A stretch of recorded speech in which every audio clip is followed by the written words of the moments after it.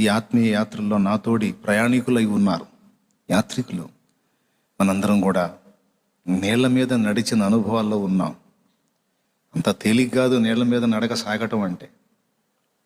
అందుకే ప్రతి అడుగు ఆయన వైపు చూస్తూ వేస్తేనే, ఎక్కడన్నా మనం తేడా పడుతున్నామన్న అనుభూతి కలిగితే తడవు చేయకుండా.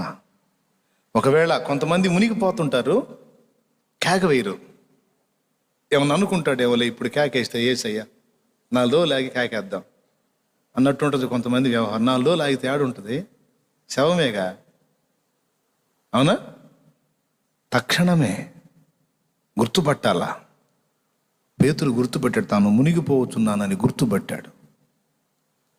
కొంతమంది మునిగిపోతున్నా అర్థం కాదు, పూర్తిగా పాడైందాకా కూడా కేక వేయరు.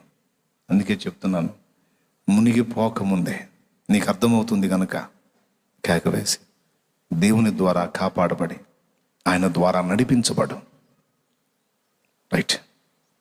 దేవుడు మనందరికీ ఆ కృపనిచ్చునుగాక.